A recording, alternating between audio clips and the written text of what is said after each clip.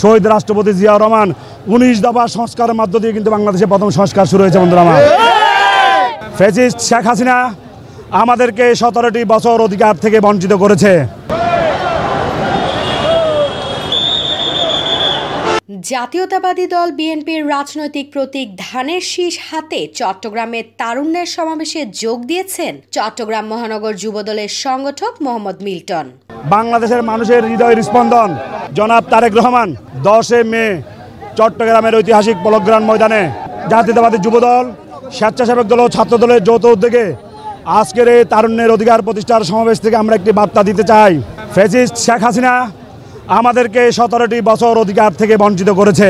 আমরা ভোটার অধিকার পাই নাই, আমরা শিক্ষার অধিকার পাই নাই, আমরা চাকরির অধিকার পাই নাই, আপনার সঠিকভাবে ব্যবসা বাণিজ্য করতে পারে নাই।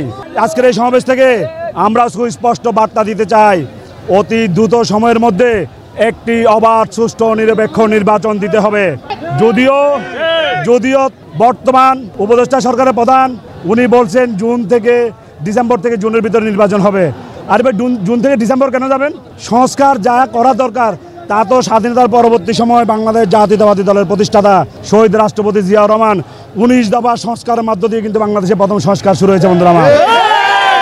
৮০ পরবর্তী সময় একটা স্বৈরা শাসক ছিল, এরপরে হাসিনার সময়টুকু ছাড়া দেশনেত্রী বেগম খালেদা জিয়া কিন্তু আজ থেকে ৬ বছর আগে বাংলাদেশের ৩০ দফা সংস্কারের কথা বলেছেন।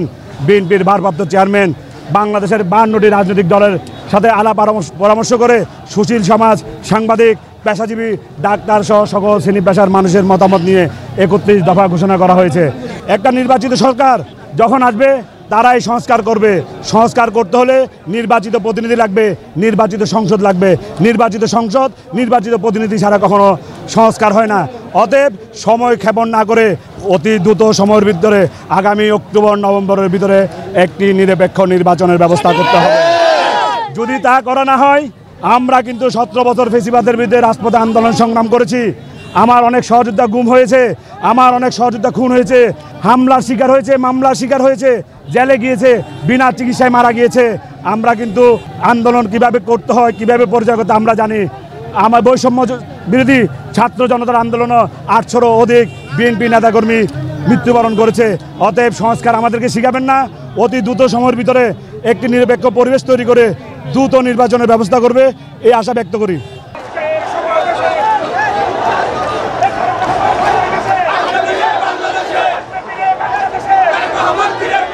তারুণ্যের রাজনৈতিক অধিকার প্রতিষ্ঠার লক্ষ্যে চট্টগ্রামের ঐতিহাসিক পলোগ্রাউন্ড মাঠে শুরু হচ্ছে বিএনপির তারুণ্যের মহাসমাবেশ।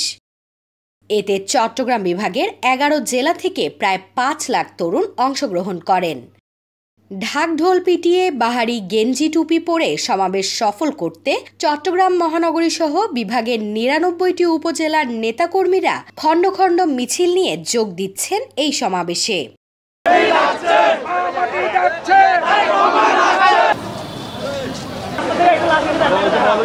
আজকের এই সমাবেশে প্রধান অতিথি ছিলেন বিএনপির মহাসচিব মির্জা ফখরুল ইসলাম আলমগীর। এছাড়া আরও উপস্থিত ছিলেন বিএনপির স্থায়ী কমিটির সদস্য আমির খসরু মাহমুদ চৌধুরী। সমাবেশ সফল করতে চট্টগ্রাম মহানগরী সহ বিভাগের ৯৯টি উপজেলার নেতাকর্মীরা খণ্ড খণ্ড মিছিল নিয়ে যোগ দেয় এই সমাবেশে।